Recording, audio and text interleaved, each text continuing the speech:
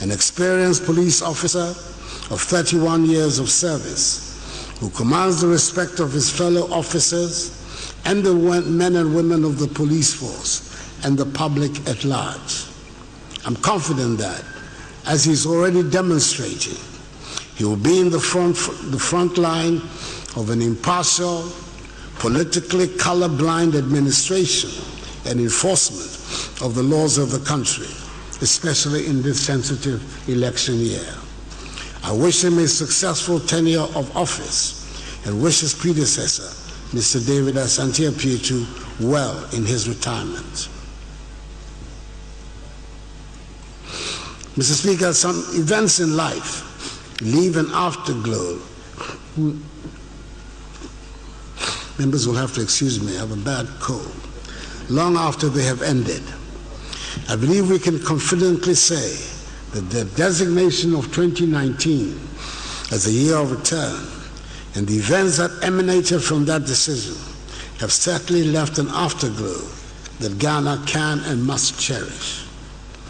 Ghana became the center of attention in the African diaspora, and indeed much of the world, as we led the way with events of remembrance to commemorate 400 years since the first captured African slaves arrived in the Americas in what became the beginning of the ignominious transatlantic slave trade.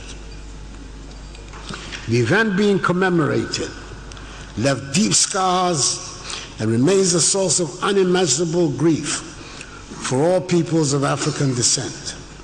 But it provided a great opportunity for us to demonstrate our triumph over adversity. Throughout the year, and culminating in the glorious cacophony of celebrations, Ghana was the center of attention in much of the world. We played host to people from all over the world, young and old, men and women, black and white, joined in spectacular celebration, a joyous rediscovery of our common identity and humanity, exploring what we can do together through political, cultural, and economic engagement to make our future brighter and better, one our future descendants will be proud of. To speak, it is a matter of great pride to me that all Ghanaians embrace the year of return and help to project such a positive and endearing image of our country. My heartfelt thanks to all Ghanaians and to members of the House in particular for the enthusiastic welcome that was extended to our visitors and for making the year of return such a resounding success. But we are not yet done. We're building on the foundations of the year of return to a new level, the next stage of our re-engagement with the African diaspora with the theme, Beyond the Return. The government is seeking to build on the success, and we're putting measures in place to take us beyond the return. The Ministry of Tourism, under its eloquent leader, the Honorable Barbara Oting-Gyesi, Member of Parliament for Prestea Huni Valley, and the rejuvenated Ghana Tourism Authority, under its dynamic Chief Executive, Akwasi Agyeman, are heading the charge to make our country an attractive and irresistible destination, a place of pilgrimage, a nation that everyone with a hint of African blood must visit at least once in their lifetime. I should thank two people in particular who have embraced their Ghanaian heritage and have played a key role in our effort to build lasting bridges between Ghana and African Americans. Hollywood star Boris Kodjoe and international marketing icon Bozoma St. John. We're grateful to both of them for leveraging their star power to attract thousands to the land of their fathers and to drive a fresh narrative that says Ghana is a land of opportunity. Visit, invest, make it your home. We appreciate deeply their contribution and that of many others to the success of the entire project. Speaker, I can testify to the renewed enthusiasm around the world for our country. My trips to Germany, France, Austria, Japan, Russia, the Caribbean this past year have brought tangible dividends, and there are growing investments in Ghana from companies in those countries. The emphasis in our foreign relations remains with our immediate neighborhood, and that means ECOWAS and the African Union. And Ghana continues to play a leading role in making these organizations active and relevant to the changing needs of our region and continent. I cannot ignore the difficulties that currently exist in ECOWAS, especially with Nigeria, our age-old friend and largest member nation, closing its land borders for the past 5 months, and the instability and terrorist activity that is sadly blighting the lives of thousands in some parts of Nigeria and shedding innocent blood in the Sahel and in our neighbors to the north of our country. We're playing a positive role in the efforts being made within ECOWAS to bring this boundary impasse to an end, which will hopefully be sooner than later. The successful implementation of the Accra Initiative, involving the consistent collaboration and cooperation of intelligence and security heads from Ghana and her neighboring countries, namely Côte d'Ivoire, Burkina Faso, Togo, Benin, Mali, and Nigeria, continues to be our concrete contribution to the fight against terrorism in our region.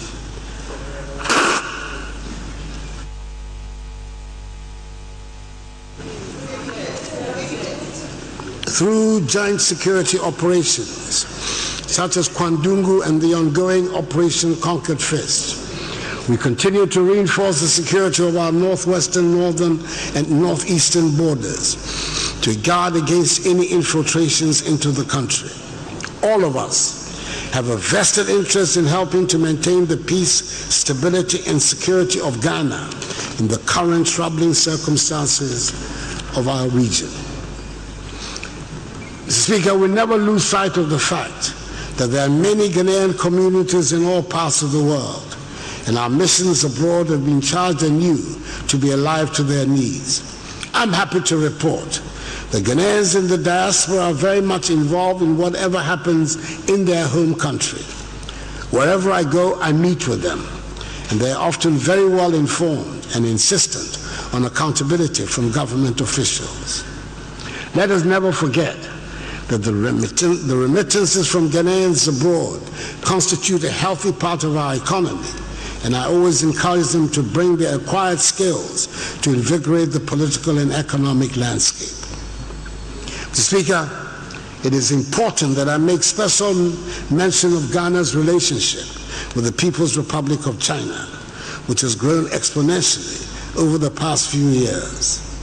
The dramatic economic transformation of China in the past 2 decades is a marvel to the world and a lesson for the rest of us in the developing world. We've entered into various agreements with China, the lead one obviously being the Sino-Hydro Agreement, which seeks to deliver many infrastructural projects. Mr. Speaker, today, China is unfortunately battling an outbreak of the deadly COVID-19 virus.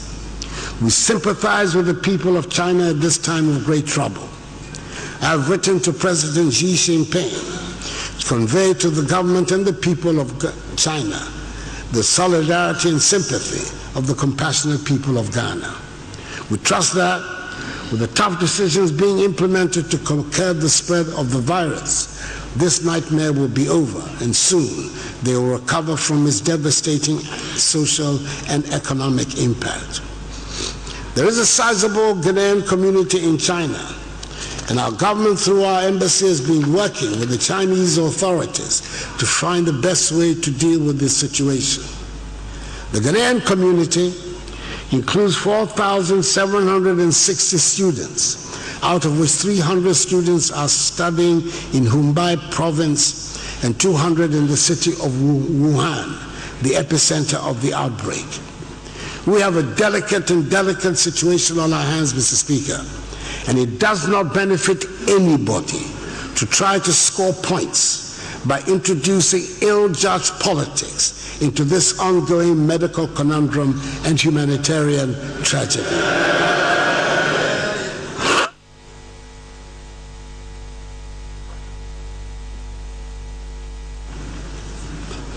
Most of these students are on Chinese government scholarships. And since the crisis started, the Chinese government has done its best to keep them supplied with food and other logistics. The Ghana government, through its mission, also supplies logistics, and the embassy has given, so far, 500 United States dollars to each student. However, we know that no amount of logistics will make up for the extreme stress and trauma that these young people are going through. And I treat members of this honorable House to set an example by helping to pour oil over troubled waters instead of instigating tension and spreading fear and panic among the young people. The government is in constant touch with experts on the subject who advise that the basic principle of public health is to confine the disease to the area of its origin. But we have not ruled out the option of evacuating the students from Wuhan if that becomes necessary. We have put in place measures to ensure that their evacuation back into Ghana, if it happens, does not lead to the dissemination of fear and panic amongst the general population. Mr. Speaker, I've spent time talking about how well we are doing on the international scene and the many plaudits that are showered on Ghana wherever I go. But the test of how well our country is doing and can and should be measured by how Ghanaians themselves feel about their situation.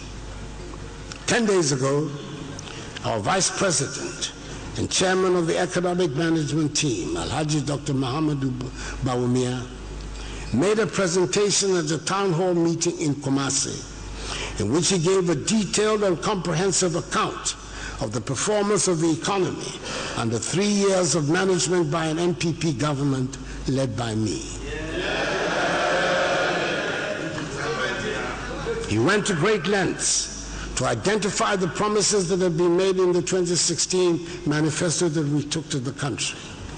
This document spelled the agreement between the elected government and the people of Ghana. I do not intend to go through all over again the meticulous accounting that was done in Kumasi 10 years ago. It is enough to say, 10 days ago, it is enough to say that it being Dr. Bawumia, everything he said was backed by data and his customary fact-checking.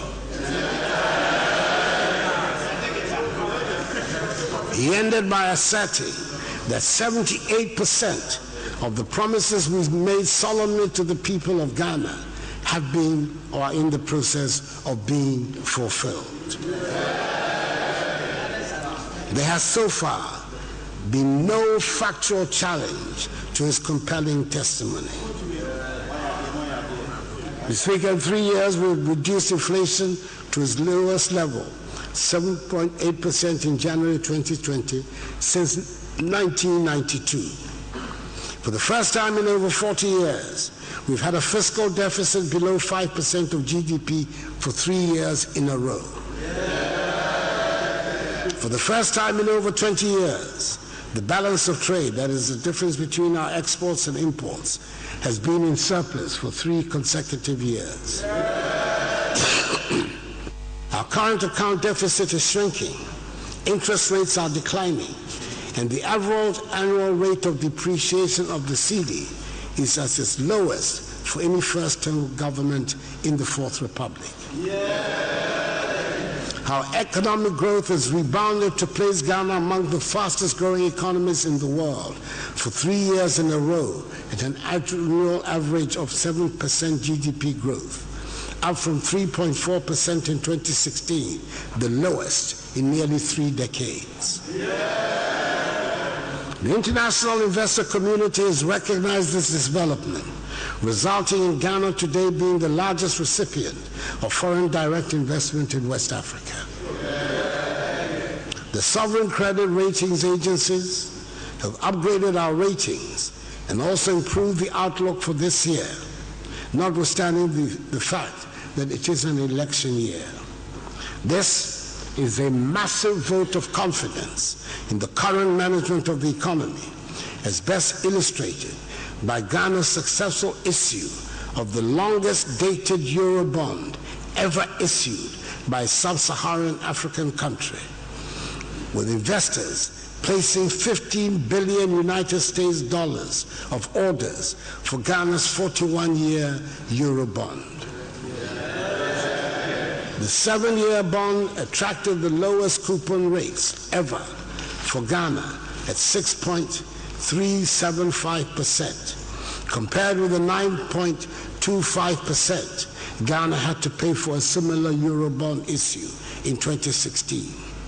No wonder Bloomberg, the reputable global financial media house, earlier this week highlighted Ghana as the top candidate for an economic leap in Africa. This expression of confidence is important because it will lead to enhanced investments in our economy and the accompanying greater numbers of jobs. Mr. Speaker, we inherited a collapsing financial sector that has led to failing banks and considerable agony to many people. The government is having to conjure 13 billion cedis to pay the 4.6 million affected customers of the banks. This is money that we can ill afford, and which would have gone to fund the many things that our communities are crying for. Properly utilized, 13 billion Ghana cedis would work wonders with our perennial infrastructure deficit. But we did think long and hard about paying all the customers of the failed banks, and we believe we made the right decision. I would like to repeat that all depositors of the savings and loans and microfinance institutions, including DKM, which collapsed in 2015, will receive 100% of their deposits too once the validation exercise is concluded.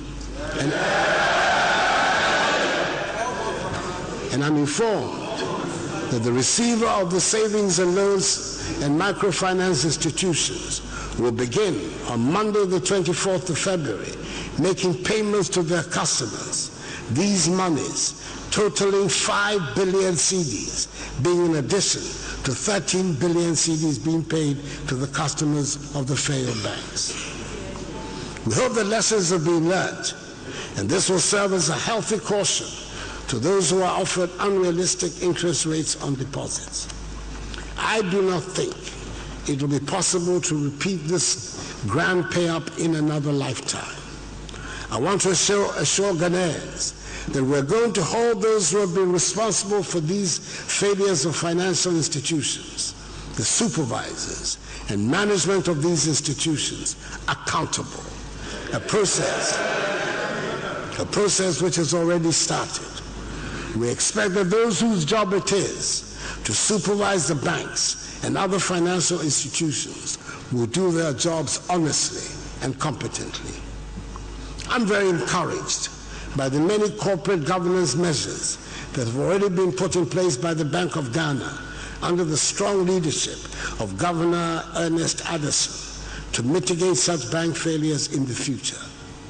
Thanks to the banking sector cleanup, today I'm happy to say that Ghana's weak banking sector that we inherited is now well capitalized, better managed, sound and liquid, and the banks are now increasing their lending to the private sector to help propel the transformation of the economy beyond aid. Mr. Speaker, a year ago, I started my speech here in Parliament with a reference to the happy events in Dagbon and my presence at the inskinment of the new Yana, Mahama Abukari II.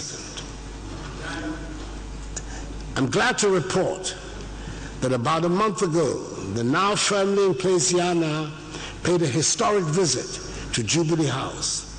I do not think Jubilee House has ever witnessed such scenes. It would be fair to say that the Yana and his entourage certainly shook up the place, and nobody would have forgotten that dramatic, colorful visit in a hurry. Dagbo is gradually regaining her self-confidence, and I hope the House will join me in wishing that ancient kingdom the goodwill, patience, and tolerance her elder sons and daughters need to continue the healing process and grow from strength to strength. Mr. Speaker, the peace that currently prevails in Dagbo is required for progress and development throughout the country. We've spent a lot of money to ensure that the security agencies that are charged with maintaining law and order and keeping us safe are well-resourced to enable them to perform their duties. Police numbers have been increased and will be increased further until we meet the recommended ratio. The police have been provided with more vehicles and equipment than they've ever had, including over 600 vehicles and 3 incoming helicopters. There are now more opportunities for police officers to undergo training on the job to make them better prepared for work in our communities and keep us safe. We're building upon and improving the capacity of the cybercrime unit to confront and neutralize the criminal and dark underbelly of modern technology and the cyber world. The government will continue to work with the management of the police service to ensure that there's proper and adequate training in modern policing methods and the equipping of the service to enable them deal with crime. Mr. Speaker, government is committed to improving the conditions of service of all security personnel, including the police. But nevertheless, I think it is my duty also to point out that public perception of the police continues not to be the best, and they must make a comprehensive effort to earn the confidence of the public. We cannot run a country of law and order without a well-trained and accomplished police service that has the respect and confidence of the people. I acknowledge the work they do, but I urge them to work harder on their reputation. Mr. Speaker, I'm happy to report that the equipment and rehabilitation effort is not only in the police service, but also in all the other services as well. I must make mention of the fire service and the prison service, where the numbers have been increased with fresh recruitment. There are positive things happening in the prison service, with opportunities being made available for inmates to acquire skills. I note in particular with a lot of satisfaction that this past year, 376 prison inmates passed various exams in the National Vocational and Technical Institutes, junior high schools, and senior high schools. Mr. Speaker, the Ghana Armed Forces continue to perform creditably in discharging their duty of defending the territorial integrity of the country. The government has retooled and equipped them to keep them in the desired state of readiness. When the government amended LI 1332, which extended the run-out date from 25 years to 30 years for the other ranks, it led to the creation of new ranks within the structures of the armed forces and to a subsequent rationalization of wages and salaries for all ranks within the armed forces. Government is tackling the long-standing housing problem that has faced our armed forces. Over 500 million cedis is being invested in housing projects of varying sizes for the men and women of the armed forces and in refurbishing the military academy and training schools in Teshi. Our soldiers have been active along the northern borders to protect our country and its people since the eruption of terrorist activities in Burkina Faso. They have also been working with the police since July 2017 in Operation Vanguard, which was set up to deal with the activities of illegal miners. Mr. Speaker, the mention of Operation Vanguard will seem to be at the appropriate time to deal with the subject of Galamsey, the popular name that has been coined for illegal mining. When we came into office in January 2017, Galamsey activities were rampant in many parts of our country. Our lands, forests, and river bodies were being systematically degraded and polluted without any care. And this had been the case for several years. And indeed, the previous NDC government had given up the fight against Galamsey. We determined that this was an intolerable situation, and we owed it to generations yet unborn to tackle the problem and save our environment. I was very much aware that the lure of gold, once it takes hold, drives away all rationality. That is not a Ghanaian characteristic. It is a human characteristic that has been displayed all over the world throughout the ages. I was therefore not under any illusions about the size and scope of the problem we're taking on. But I was cheered by the support from a large part of the population that has also recognized the danger posed by the degradation of our lands and water bodies and the needless deaths of young people who are being buried alive in makeshift mining pits. I welcomed in particular the media coalition which was formed in July 2017 that lent its support to the fight against Galamsey. As I have said on countless occasions, the battle we launched was not against mining. It would be unrealistic for anyone to suggest there should be no mining in Ghana. The Almighty, having blessed us with all these precious minerals, must surely be in agreement that we'd find ways to use them to develop our country and for the benefit of our communities. However, taking the minerals out should not lead to the destruction of our water bodies and forests or endanger the sustainable existence of our country. What is more, it was obvious to all that the small-scale mining that had always taken place in our communities had been transformed into something unrecognizable in our history by the introduction of the monster machinery that dug up riverbeds and turned serene streams into ugly, toxic, muddy, frothy ponds. It was no longer small-scale mining, and it was certainly no longer local community mining when we saw the influx of foreigners into the most rural, isolated, and densest of forests. It was no longer local community mining when rivers, hitherto considered as sacred, were being abused and polluted. We started with the banning of all small-scale mining, and after about a year of the campaign, we made some progress as some rivers showed signs of coming back to life.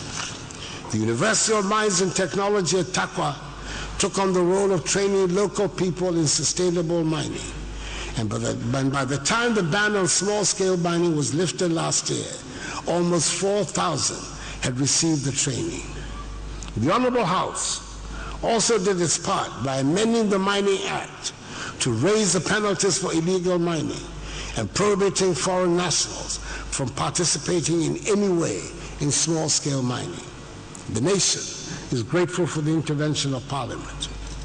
Mr. Speaker, the threat posed to the future of our country by Galamsey is grave, and we cannot shirk our responsibilities in dealing with it.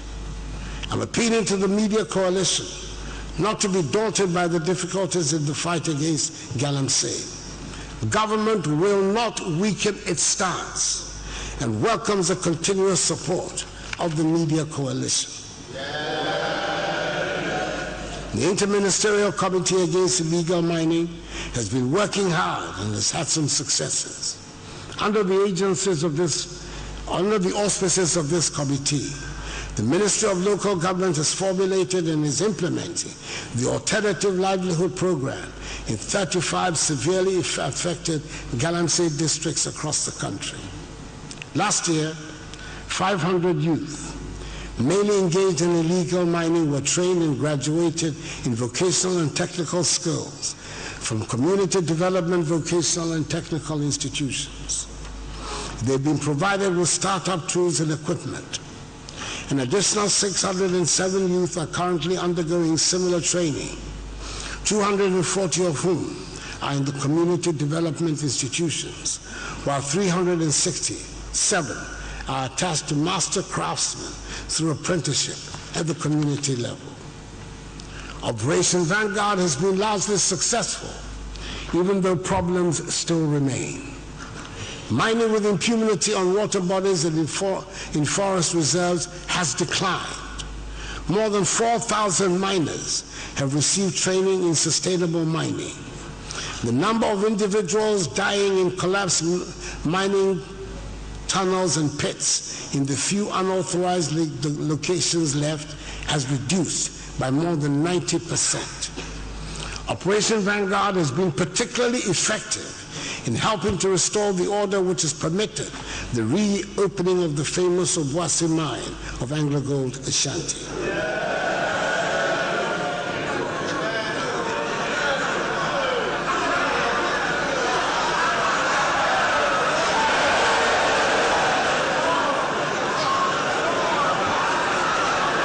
The community mining program, Mr. Speaker, the community mining program has been well received by the population, and young men and women who did not have the resources to acquire concessions and excavators and other mining inputs, and therefore had to do galamsey, have moved into legal community mining. Now, more than 20,000 individuals are earning their incomes legitimately in the community mines in Akrofum, Echuma Uwabeja, Echuma Mpunya, Adansi North, Amansi Central, Wassa Amenfi East, and Wassa East districts. Since the introduction of the community mining program, there have been no deaths due to the collapse of tunnels and pits. The Interministerial Committee, along with Operation Vanguard, were determined to disrupt galamsey activities by confiscating equipment that were employed in these activities. In this regard, 12,000 Shangfine machines that go on the river and scoop up the riverbed were seized and destroyed on site. Some excavators were also seized, and a number of them have gone missing. The police have arrested and charged some of the alleged culprits, and investigations are ongoing. No one involved will be shielded, no matter what their positions or political colors are. Mr. Speaker, we've made significant strides over the last 3 years in our fight against corruption, despite of the skepticism of people with questionable records. We've strengthened the legal framework to fight corruption with the help of this House by passing into law the Witness Protection Act, 2018 Act 959, the Office of the Special Prosecutor Act, 2018 Act 959, the Right to Information Act, 2019 Act 989, and the Companies Act, 2019 Act 992, which provides a framework for enacting a beneficial ownership register. The government has increased budgetary allocations to all the accountability institutions of state, including the Parliament of Ghana, the Judiciary, SHRAJ, EYOCO, the Office of the Attorney General and Ministry of Justice, the Auditor General, the Office of the Special Prosecutor, and the Ghana Police Service, with annual increases between 25% and 34% between 2017 and 2019. We have also implemented a change from the opaque allocation of Ghana's oil blocks to a more transparent allocation process, and advisedly so. The opaque period, 2013 to 2016, saw, according to the Ministry of Energy, the signature of 13 petroleum agreements, from which 14 wells were to be drilled. Not a single well was drilled. In contrast, in my time, over the last 3 years, there have been 6 drilling campaigns on 3 different blocks, with others on the way. We will drill more and find more oil.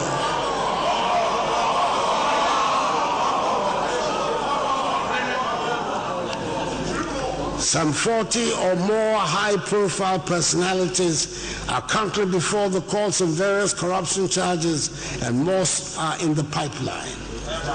I would like to repeat that if evidence of corruption is presented, no one will be spared, regardless of position or political affiliation. No one is above the law.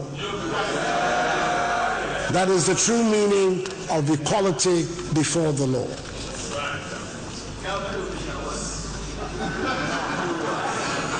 Mr. Speaker, as part of our strategy to modernize the economy, deliver government services efficiently, and curb corruption, Ghana has over the last 3 years embarked on a major program of digitization of the economy with significant success. At the end of last week, 9.2 million people have been registered on the national ID card, the Ghana card. Before the end of this year, Ghana will have a fully working national ID system, which will be a game changer for our nation. Mr. Speaker, we're also providing infrastructure to many Zongo communities across the country through the Zongo Development Fund. Mr. Speaker, we're seeing improvement in the quality of our nation's sanitation, even though we still have a lot more to do. According to the Northern Regional Environmental Health Unit, in the 3 northern regions, that is Savannah, Northeast, and Northern, the number of open defecation-free communities has increased. ODF has increased from 5% as of June 2016 to some 58% as of July 2019. The latest data from the Ministry of Sanitation and Water Resources shows that ODF communities in Ghana as a whole have increased from 410 in 2016 to over 5,000 communities. Now that is progress. And it did not just happen. It took hard work, commitment, and the provision of infrastructure. In fulfillment of our manifesto commitment of toilets for all, we have built 13,800 toilets, which is largely responsible for this development. Mr. Speaker, we have not stopped building toilets. We will build more.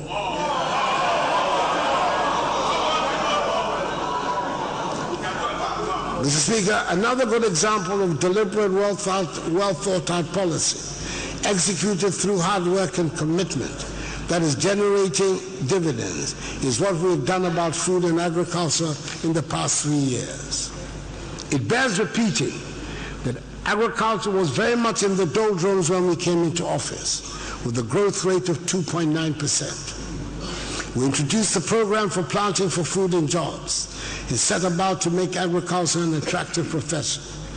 We invested resources, expertise, and time, and the results have been impressive and rewarding. The growth rate in 2016 was 6.1%, and this increased to 6.4% last year. Increased production and high yields from foodstuffs like maize, rice, sorghum, groundnuts, soybean, cowpea, cassava, and plantain have led to a decrease in the wholesale prices in market centers in major food-producing areas. Furthermore, we're no longer importers of maize. We're reducing our dependence on rice imports and are now, in effect, net exporters of foodstuffs. Food prices are their lowest in decades. Mr. Speaker, I must provide some examples of what I mean by things not just happening by happenstance, but by deliberate and meticulous planning and competent execution. We recruited some 2,700 agricultural extension agents to give practical expertise on the farms. We are not yet at the United Nations recommended ratio of 1 extension officer to 500 farmers, but we're working to get there. And it is definitely a vast improvement on the decimated department we met on the assumption of office. With the support of Canada, 300 vehicles and 3,000 motor bicycles have been deployed around the country for ease of movement for those tasked to help the farmers. Once the foodstuffs are produced, we don't leave it to chance and risk not being able to sell and thereby discourage the farmers. The National Food and Buffer Stock Company, NAFCO, has been revitalized to enhance agricultural marketing and improve access to market. NAFCO is promoting institutional procurement of produce and sales to schools and hospitals. Mr. Speaker, I'm pleased to inform you that the Commodities Exchange in Ghana, which is fully operational, is promoting high productivity, price stability, increased exports, and reduced imports of commodities. Trading operations through an electronic trading platform commenced in November 2018. To increase storage capacity, 80 warehouses, each of a size of 1,000 metric tons, are being built around the country. 35 have been completed by the Ministry of Special Development Initiatives and 13 by the Ministry of Agriculture. The Ministry of Agriculture will complete the remaining 17 soon, and the Special Development Initiative Ministry will complete another 10 by June. In other words, Mr. Speaker, every part of the value chain is planned and accounted for. The diversification of the scheme ensures that there will be something to interest a wide variety of people. That is, it is not only foodstuffs that are on offer. The Planting for Export and Rural Development PERD module promotes the following tree crops: cashew, coffee, coconut, oil palm, mango, rubber, and shea. Parliament has contributed to the process of agricultural transformation by the establishment of the Tree Crop Development Authority, which is going to be responsible for husbanding the industries of these tree crops into full maturity and expand by sevenfold our earnings from agriculture. The Rearing for Food and Jobs RFJ program is developing a competitive and more efficient livestock industry that will increase domestic meat production and reduce importation of livestock.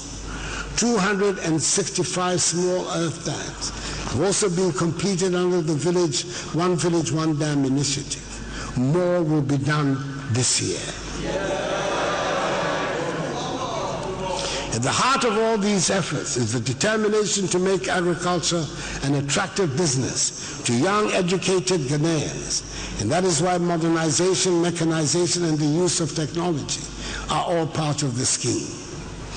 Digital and internet maps of soil fertility status in the northern Savannah ecological zone are being made available to facilitate informed decision-making on fertilizer formulation and application.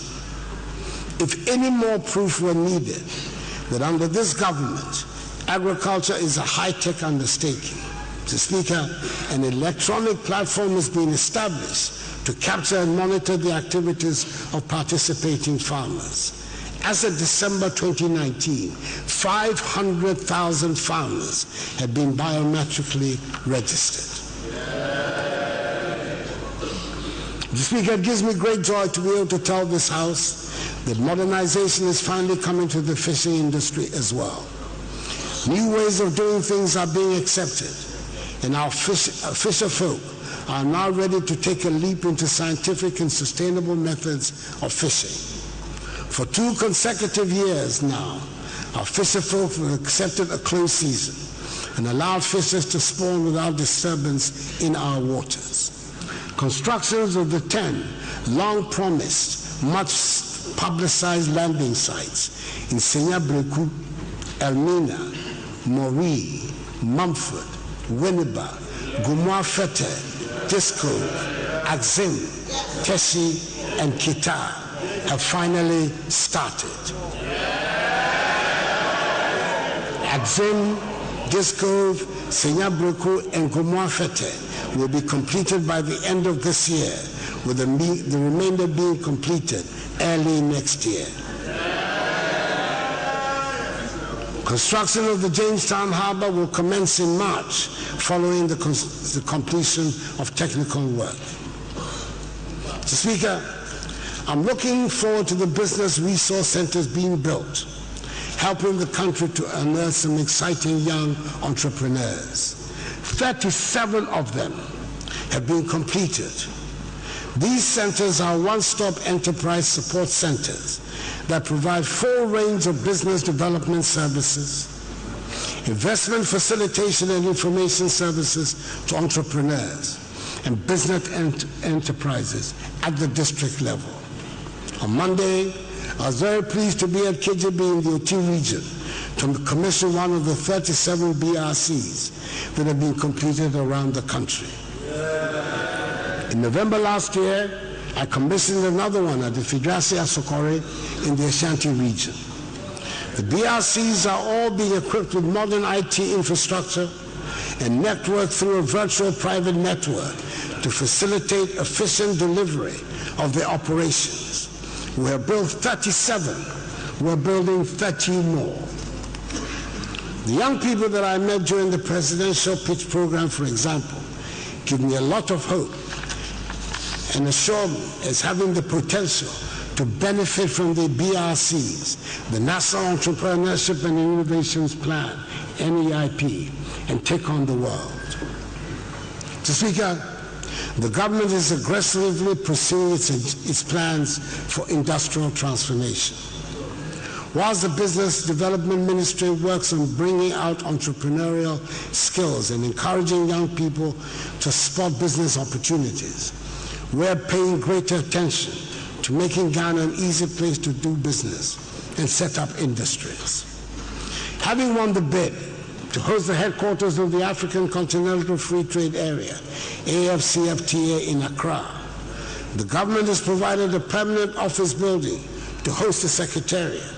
And with the appointment of the Secretary General in Addis Ababa 2 weeks ago at the recent AU Summit, the office will become operational by the end of next month. We extend our warm congratulations to the first Secretary General, Mr. Wamkele Meni, the young South African, and assure him that we'll give him our fullest cooperation to ensure he succeeds.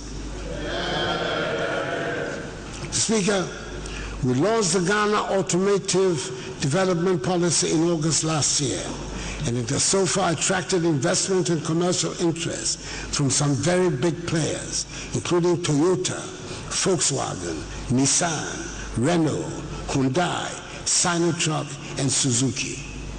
VW is building its plant in the North Industrial Area in Accra and is due to start production by the end of April. Sinotruk has begun assembling its trucks.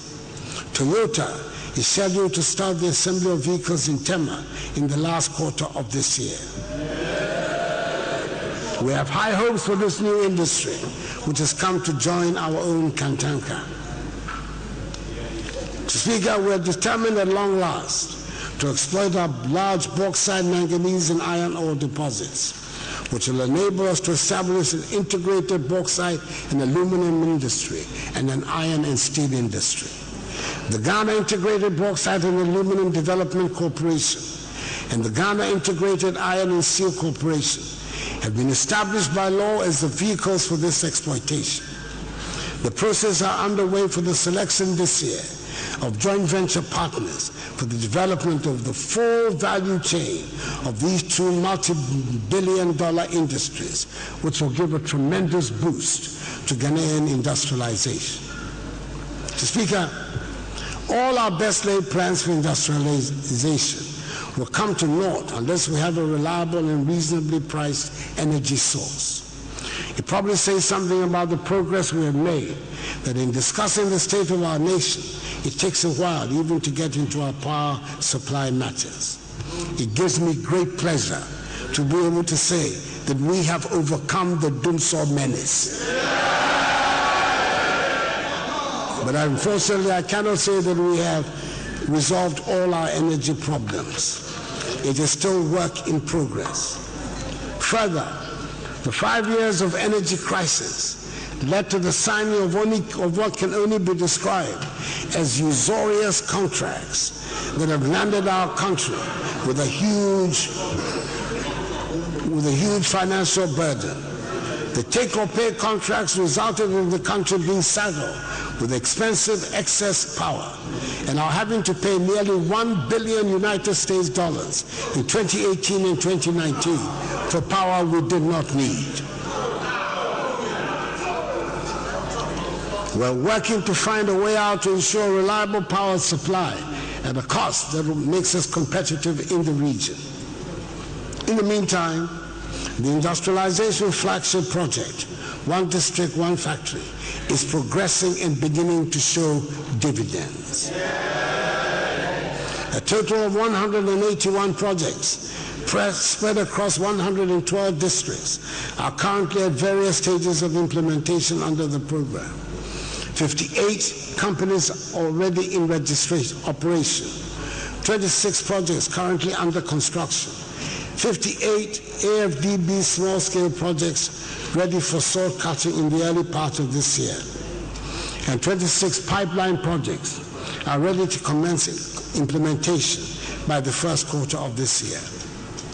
Exim Bank last month signed a $100 million United States dollar facility with Credit Suisse to help complete this year 20 of the export-related factories. It is envisaged that the ID1D1F initiative will generate a total of 228,886 direct and indirect jobs. Even though the latest Ghana Living Standards Survey has recorded a drop in unemployment from 11.9% in 2015 to 7.3% in 2019, we still need to do more to create more jobs with urgency. Struggling existing businesses are also being revived and expanded under the 1D1F scheme. There's nothing contrary to the philosophy that underpins 1D1F if an already existing enterprise is helped to expand and employ more people. So, Speaker, all our plans, all our hopes, all our expectations for a brighter tomorrow will only come to fruition if we can guarantee an educated and skilled workforce. A look at the national budget gives a clear indication of where our priority lies, and it is with education. The pre-tertiary education bill, currently before Parliament, defines the priorities. Basic education is being redefined to include senior high school, and this covers vocational, agricultural, and technical schools.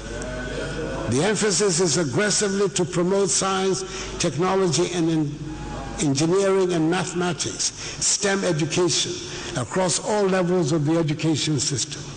I'm aware that some of the teacher unions have concerns over the proposed legislation. I would like to add my voice to that of Parliament in encouraging the unions to deepen their engagement with the Ministry of Education in order to find a consensus that will enable the bill to go forward in peace. Mr. Speaker, it was a manifesto commitment to leverage technology to popularize the teaching and learning of mathematics. It was with an eye to the future that we decided to demystify mathematics and make Ghana a mathematics-friendly country. We need more engineering and technically minded people to be able to transform the economy. I'm glad to report that Ghana's teachers are supportive of the many changes that are being introduced to make these hopes a reality. Yes, the first cohort of free senior high school students are now getting ready to take their West African Senior Secondary Certificate examination waxing, and we look forward to them doing well.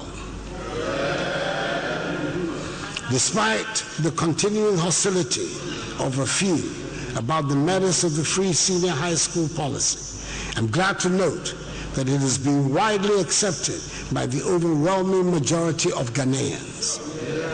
Yes, we still have some difficulties with infrastructure deficits, which are being vigorously addressed with the construction of 962 facilities, dormitories, dining halls, assembly halls, and classroom blocks, together with the provision of mono desks and beds. But the argument about the importance of ensuring that all Ghana's children get a secondary education is irresistible. In the best of worlds, the conversation should move on to the fastest way to provide laboratories and workshops to make all Ghana's children ICT competent. The conversation should move on to how quickly we can transform our children into technically minded and mathematics-loving students. But the government is trying to move the conversation to technical, vocational, and educational training TVET, becoming the instinctive choice for children at school. We're moving the conversation to ensuring that even when an institution is designated as a technical institution, it delivers technical courses. And just in case I need to remind anyone, TVET has always been part of free SHS. Or if you prefer, call it free TVET.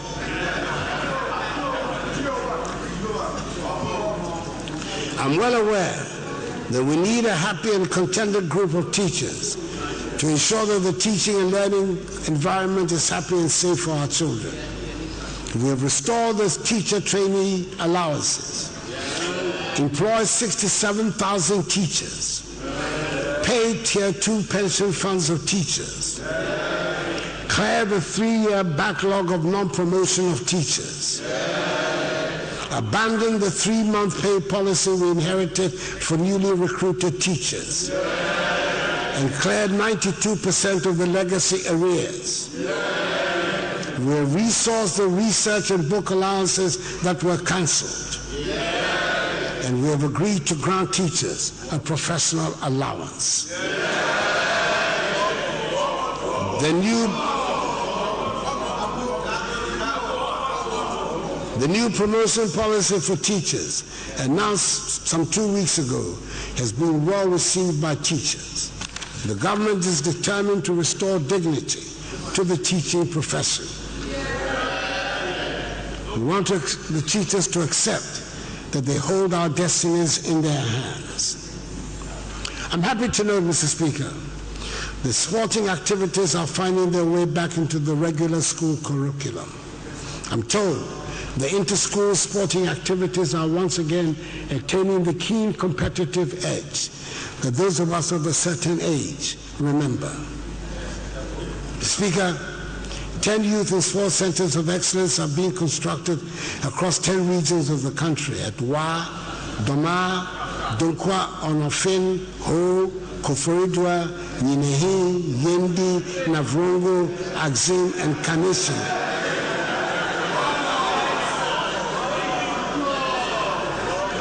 To harness and develop the entrepreneurial abilities and sporting talents of the youth. All 10 will be completed this year, and the 6 newly created regions will also be provided with the same facilities from this year. Each center will have a counseling center for entrepreneurship development, a conference center, an ICT center, a restaurant, hostel facility and offices, a FIFA standard football pitch, an 8-lane athletic track, tennis courts, multi-purpose courts for basketball, handball, tennis, volleyball, and other sporting disciplines, and a gymnasium. We're making sure there'll be room for the future Alice Anums, Micah Hayes, and Baba Yaras to develop their skills. We want to make sure that when our children turn on the televisions to watch sporting programs, they will be able to find on the track and field and tracks Ghanaians competing at the highest levels.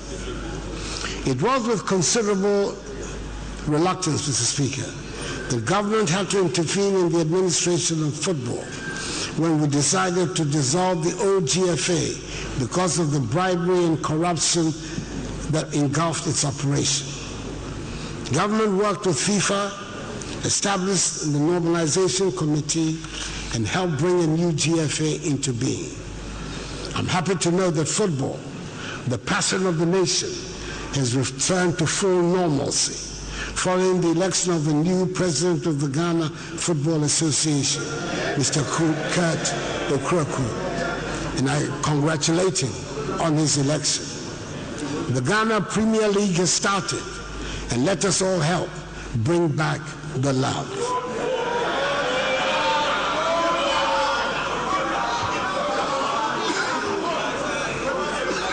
Mr. Speaker, this year we're going to conduct a national census, and it is incumbent on every citizen to cooperate with the Ghana Statistical Service to enable the service produce an accurate census and data for our effective socio-economic planning. Mr. Speaker, we never lose sight of the fact that there are always some people who might not be able to run life's race at the same frenetic pace as the majority of people. It is the responsibility of government always to provide the safety net that will ensure that the poor and vulnerable are not excluded from the development agenda. We will continue to improve and expand that the poor and vulnerable are not excluded from the development agenda. We'll continue to improve and expand social protection intervention to cover those who need them. It is critical that the social protection interventions are targeted at those who genuinely need them and those who would also use them to help lift themselves out of poverty.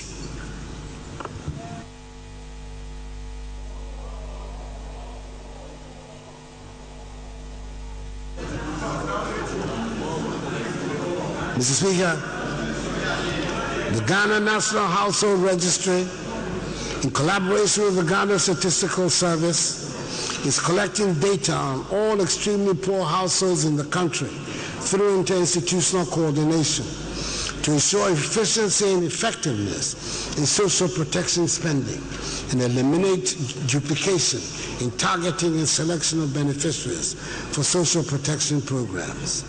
Mr. Speaker, let me give an example of the type of help.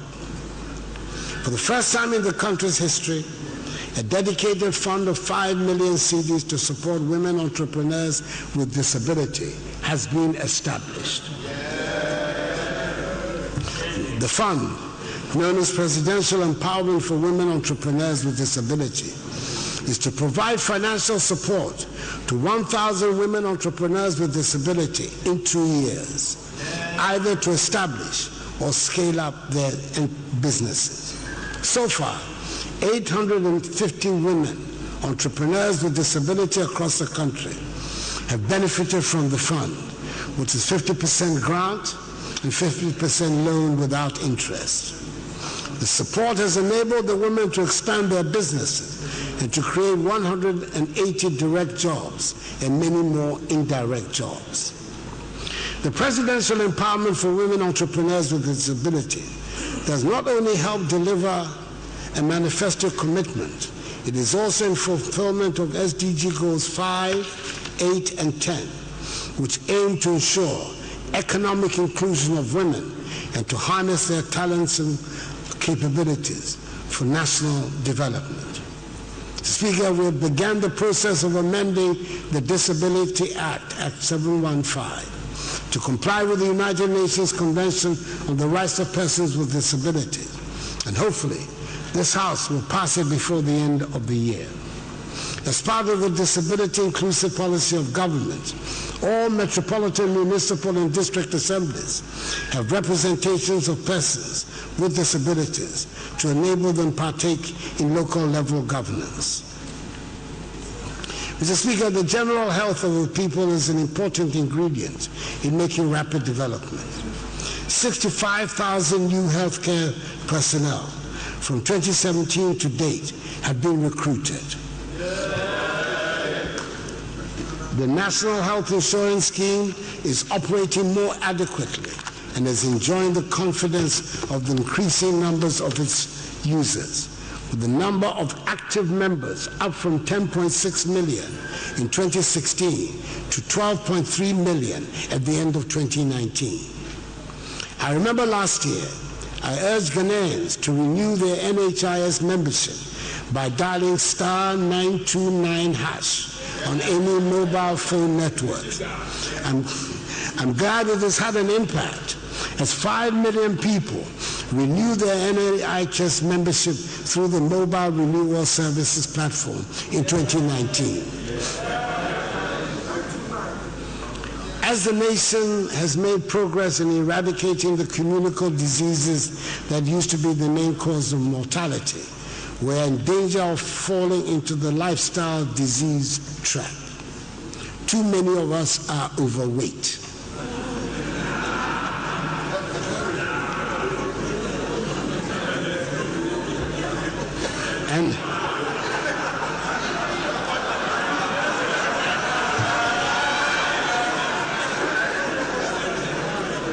And obesity is an increasing problem, even among young people. The foods we eat,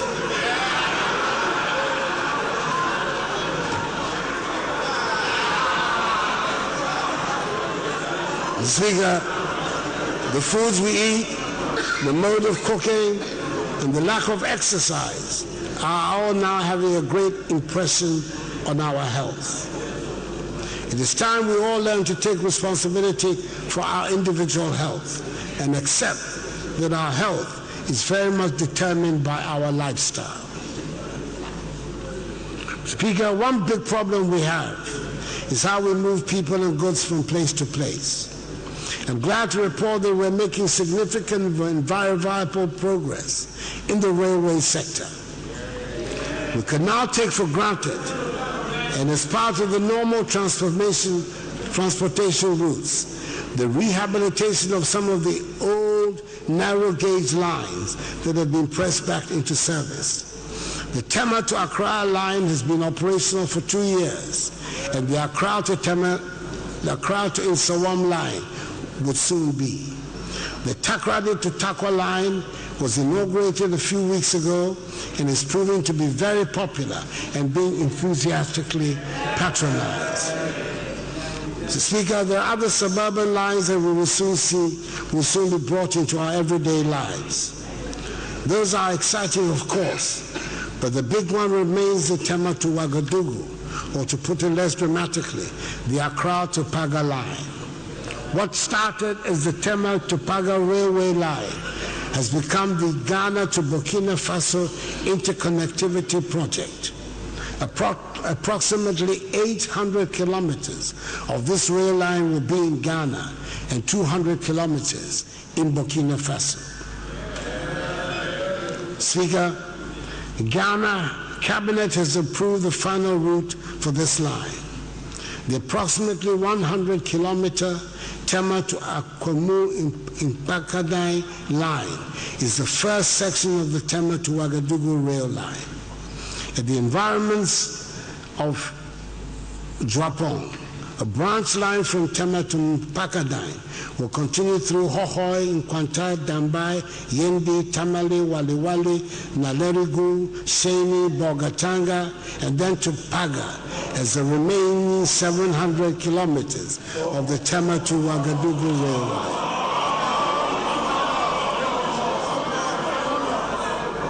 Mr. Speaker, the consultants of the project have submitted their final report, and the two governments have begun the final stage of procurement for the strategic investor. I'm confident that this year the strategic investor will be chosen. The preparation for construction has already commenced with the choice of the final route, and the acquisition of land, the right-of-way, will start immediately. The contractors have assured the government that the Tema to Pakadai line, which includes a 300-meter rail bridge over the Volta region, will be completed in August. Those who travel along the Accra to Akosombo route would testify that this is a reality, as we can all see the work being done. I hope myself to travel on that line in August. Thank you. We can safely say that the rail line journey to Paga has begun. What is going on to develop the rail network in other parts of the country? There will be activity on the Eastern Line this year, and construction will commence on the Kumasi to Unihi via Edwardine Rail Line. In addition to the intercity and regional railway lines, government is committed to developing suburban rail lines and inner-city light rail to ease the oppressive traffic situation within our cities. What is obviously popularly referred to as the Western Line is receiving attention. The Kujokrom to Manso section, approximately 22-kilometer section of the line with a 350-meter viaduct, is being developed.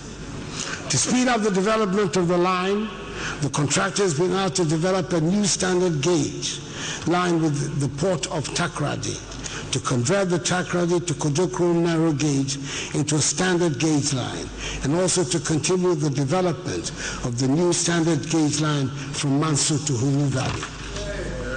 The Kumasi section of the Western Line will also receive attention this year, since government has decided to develop the Western Line from Takoradi towards Kumasi and from Kumasi towards Takoradi.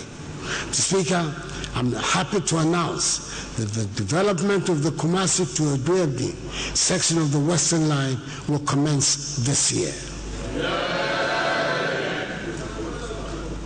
Mr. Speaker, just in case there's someone here who might have missed it, I'd like to announce and inform the House that this year, the year of our Lord 2020, has been declared the year of roads.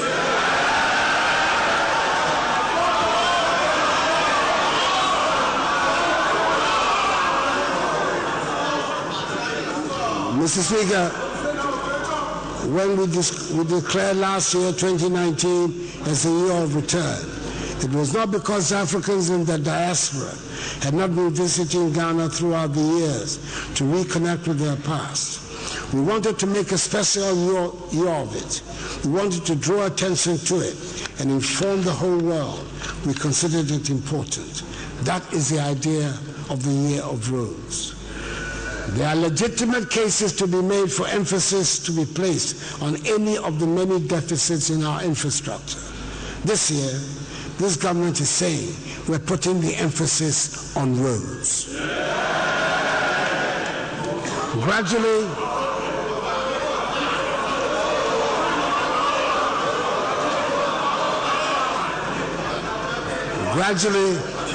the backlog of debts owed to contractors is being cleared, and many of them are able to go back to their jobs to finish them. A list of some critical roads has been drawn up, and work has started on them. Some of the names of the roads on this list have featured repeatedly in various speeches before this House in the past 30 years. Some of them have been featured on lists of roads that have been claimed to have been built, but that have been turned out to have been artists' impressions. Some of the roads on the list have indeed been said to have been built by so-called reputable contractors, but they have not survived 2 rainy seasons. Mr. Speaker, I speak for all of us in this House when I say the most frequent and the most passionate complaints we get from our constituency are about roads. I therefore expect that everyone will take an interest in the work that are being done and going to be done. Let us all take an interest and ensure that we get value for money. Never again should it be that a political party or government be allowed to claim to have built a road, a school, or a hospital when they have not done so.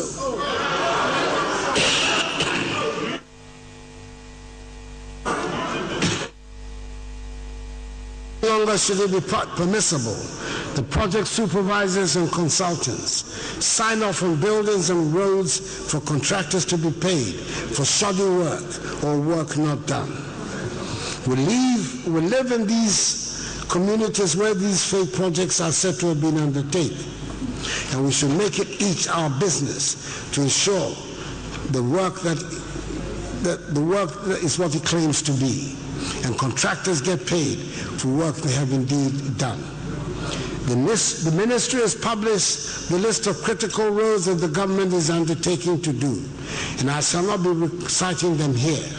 I'm sure we have all our favorite amongst the list. However, I would like to mention a few. The upgrading of the Atebubu Kwame Danso Kujokrom Road. And this will be in honor of our former Chief Justice, Justice Sophia Kufu, who once gave me a hair-raising account of a trip she took on that road. The second choice I make is the Hohoi Jasikandodo Pepeso stretch. We shall all be greatly relieved when it is finally done. There are others such as Benchima in Kwanta Jefua, Bogatanga Boko, Kumasi and Greater Accra inner city roads. And this is the first time that four flyovers and interchanges are being constructed at the same time in our history. Speaker, I'm sure that like the year of return, which after its success has now been declared by some as the decade of return, we'll be declaring a decade of roads until we get a road network that meets the needs of a modern industrialized Ghana. Speaker, one of the major beneficiaries of the year of return was the creative arts industry.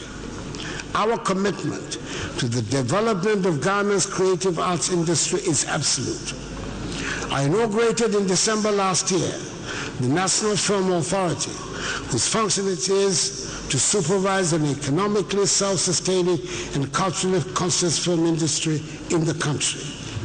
The Creative Arts Industry Bill has been presented to Cabinet for consideration, and once passed by Parliament, the Act will establish the Creative Arts Fund and an agency to promote the industry.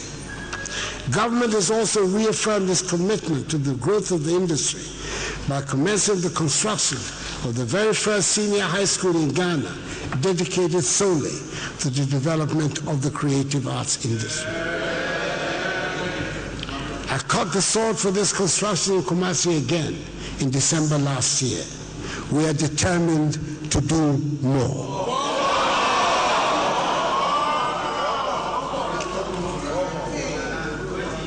Mr. Speaker, we have a good story to tell in many areas.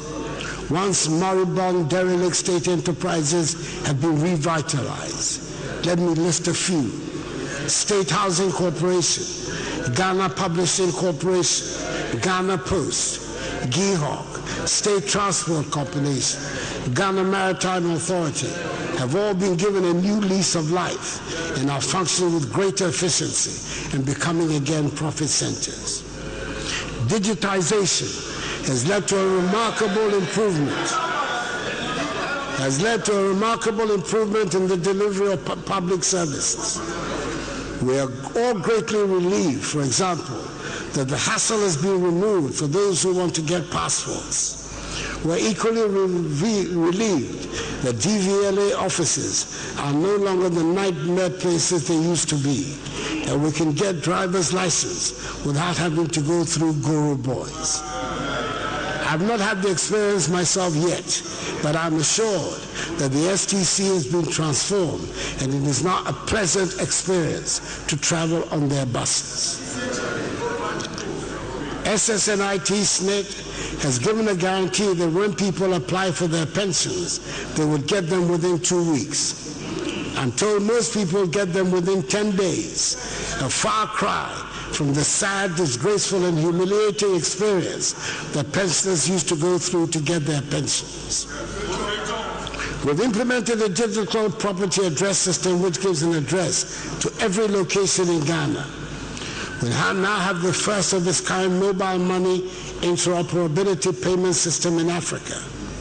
The port operates a paperless clearance system. Business registration is now online. We can now buy electricity units on our mobile phone. An e-justice system has been implemented at the courts. This process of digitization is also helping to curb corruption. Mr. Speaker, for the first time in many years, Ghana has a fully functioning emergency response and ambulance system. As promised, government has procured 307 ambulances with one assigned to each constituency. Each ambulance has a tracker that determines its location instantly from the command center. The emergency number 112 has also been linked to the Ghana Post GPS system, such that if any call to the number is made using the Ghana Post GPS app, emergency services will know the exact location of the caller instantly. We're employing drones to deliver emergency medical supplies in remote areas. And today, Ghana has the largest medical drone delivery service in the world. Mr. Speaker, when the Electoral Commission begins the registration exercise for the compilation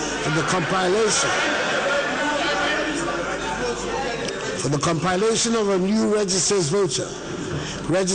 voters register in the course of the year, I appeal to all Ghanaians to register. It is our civic responsibility to do so. Ghana, Mr. Speaker, as he has done periodically since 1992, is going to conduct on 7th December a general election so that our people can choose the person and persons they want to manage the affairs of the nation on their behalf. This will be the 8th general election of our history in the Fourth Republic. Government, together with all stakeholders, is determined to ensure that it is peaceful and orderly so that our people can make their choice in freedom and serenity and exercise their civic duty of helping to elect a government of their choice on 7th December.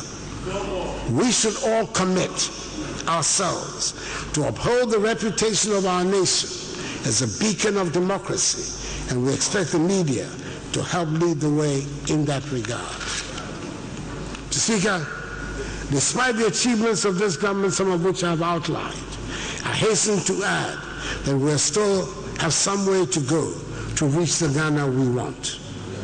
3 years ago when I first stood before you, I said, and I quote, I was not elected by the overwhelming majority of the Ghanaian people to complain. I was elected to get things done. I was elected to fix what is broken. And my government and I are determined to do just that. Unquote. Mr. Speaker, we have done just that. We have fixed the broken economy. We have delivered free senior high school education. We have brought the National Health Insurance System scheme back to life. We have revamped our agriculture. We have sanitized the banking sector. Our industrial transformation is on. We are digitizing the economy. And Ghana continues to be at peace. We have done much more than we inherited. We are creating conditions for young people to have hope again. And we are determined to do more. Things are working in Ghana. And Ghana is surely changing. Mr. Speaker, the message of the state of the nation is that our nation is in good health and in good, competent hands.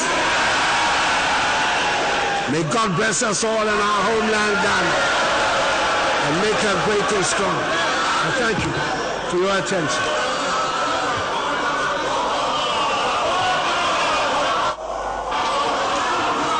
Mr. Speaker, my party and I know the nature of the task before us on the 7th of December, and that is to occupy all these seats. That's our task.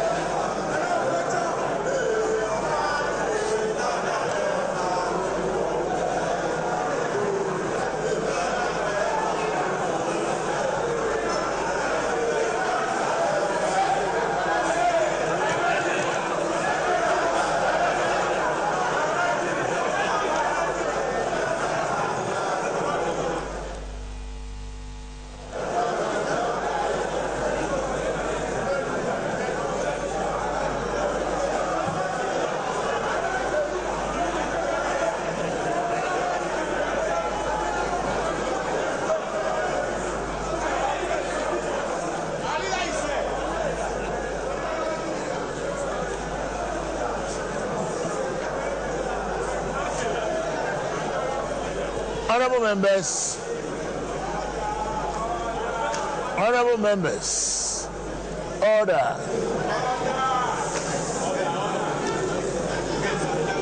On behalf of the entire House, I wish to congratulate His Excellency, the President, for his wonderful address. We pray that the good Lord will oblige all his wishes, including the latest one he made of full occupation of this honorable House.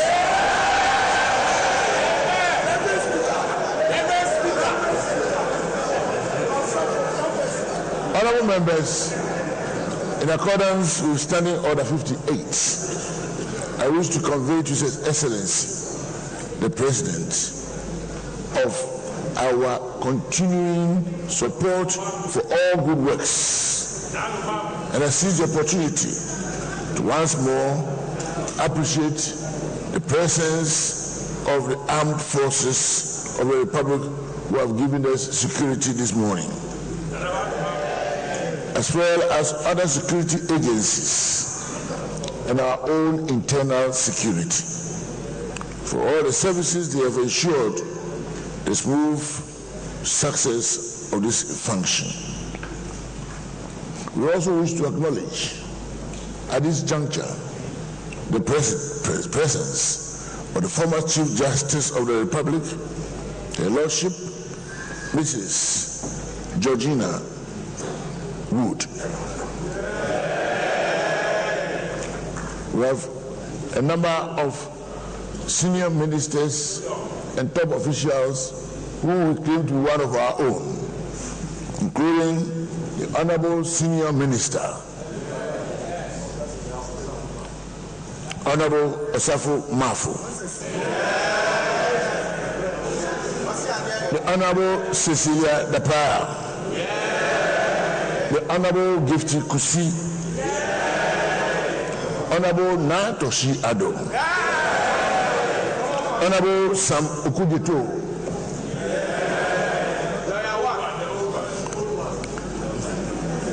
Honorable Kwacho Kwote, and Honorable Kan Dapa.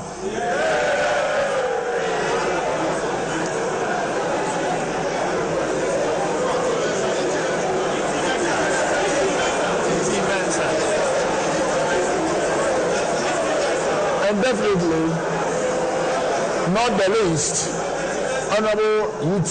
Mensah.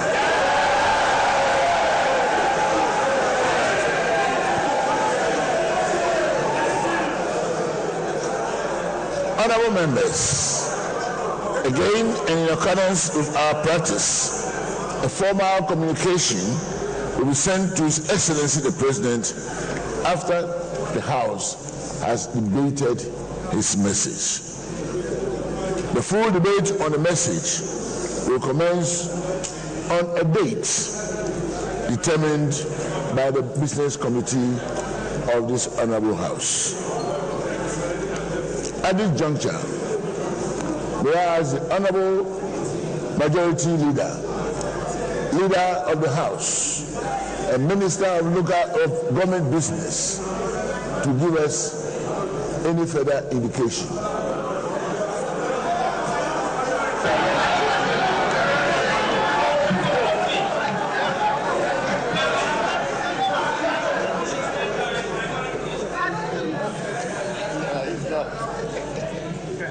Speaker,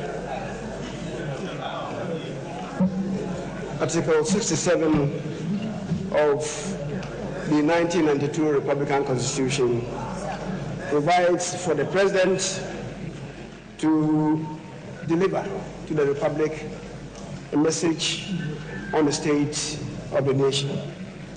Speaker, as we all do know, Article 34, sub 2 provides the ingredients of the menu to be served.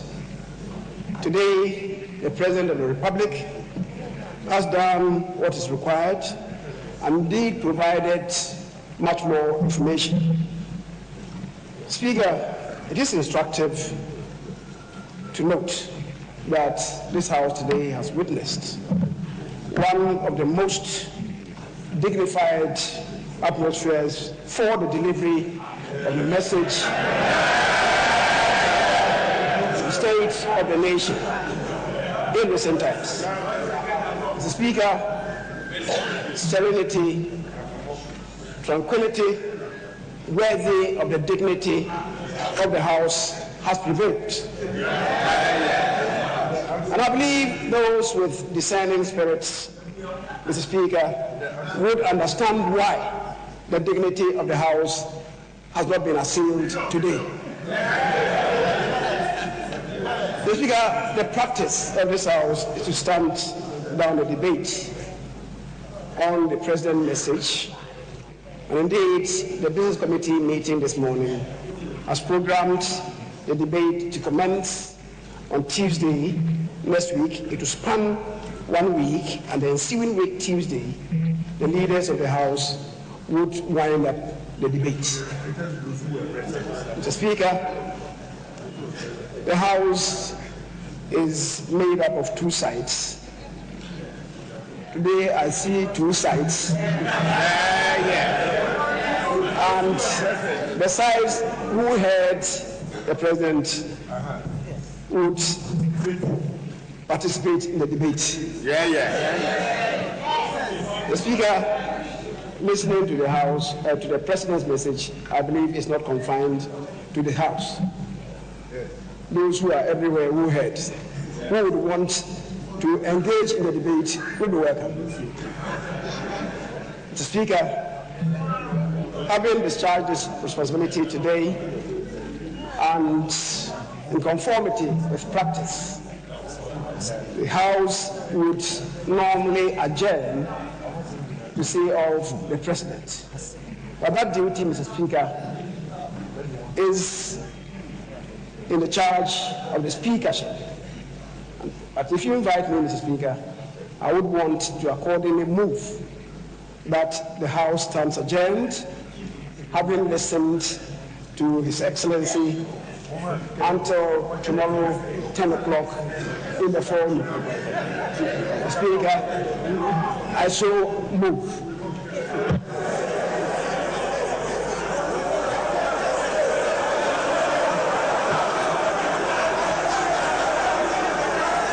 Who seconds the motion?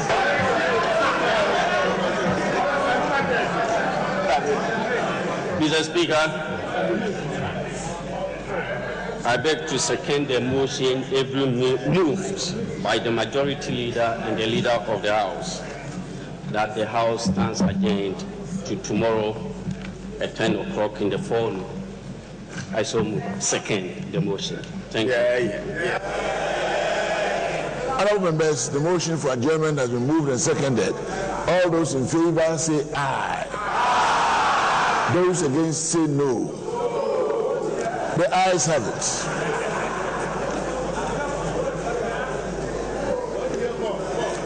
And this Honourable House will stand adjourned till tomorrow, 10 o'clock in the forenoon. Thank you, Mr. President. Thank you, honourable members.